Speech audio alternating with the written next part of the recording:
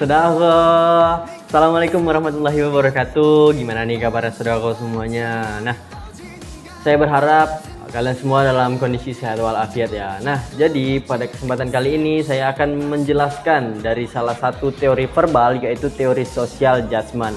Apa sih sebenarnya teori social judgment itu?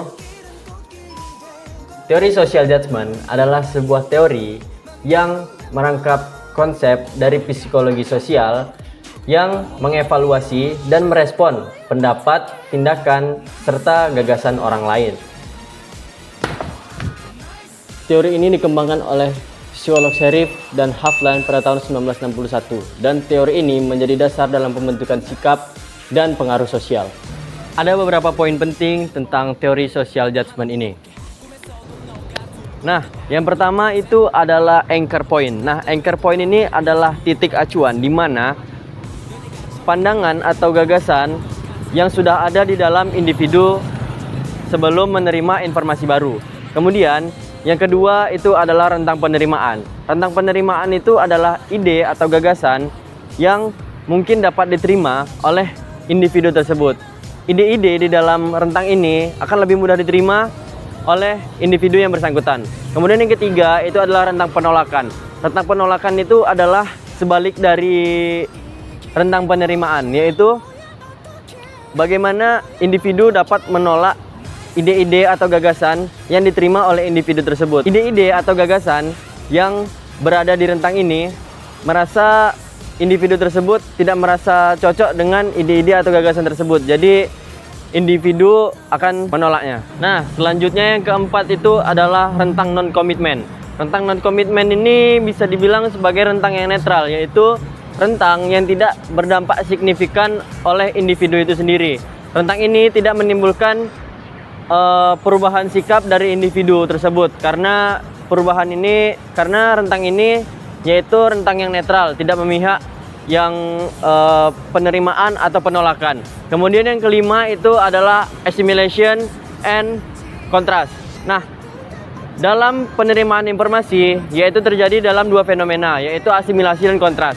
Asimilasi terjadi ketika individu menerima informasi tapi di dalam rentang penerimaan. Sedangkan kontras adalah kebalikan dari asimilasi, yaitu individu menerima informasi dalam rentang yang penolakan. Kemudian yang keenam itu adalah ego involvement, yaitu keterlibatan emosional individu terhadap menanggapi suatu masalah. Semakin tinggi ego dari individu tersebut, semakin sulit untuk merubah sikap seseorang. Kemudian yang ketujuh adalah pesan persuasif. Pesan yang jauh dari titik acuan akan mudah ditolak oleh individu. Sedangkan pesan yang dekat dengan rentang penerimaan akan lebih efektif. Teori social judgment memberikan wawasan luas tentang bagaimana cara individu menerima dan merespon informasi dari lingkungan sosial mereka. Teori social judgment adalah teori yang mempelajari bagaimana individu menilai dan merespon informasi yang diterimanya. Teori ini masuk ke dalam teori konstruktivis. Kenapa teori ini dikategorikan sebagai teori konstruktivis? Karena realitas sosial itu dibentuk oleh persepsi dan interpretasi individu.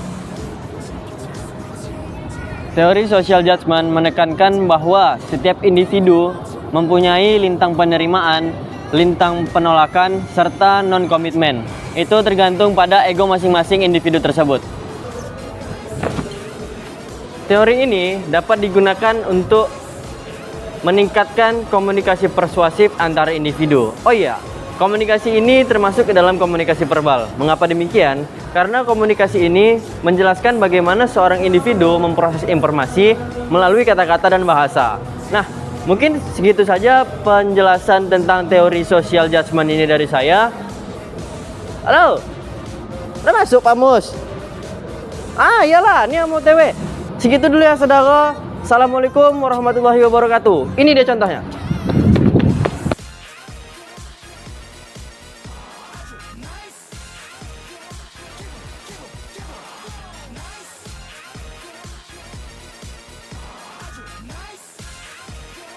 어떤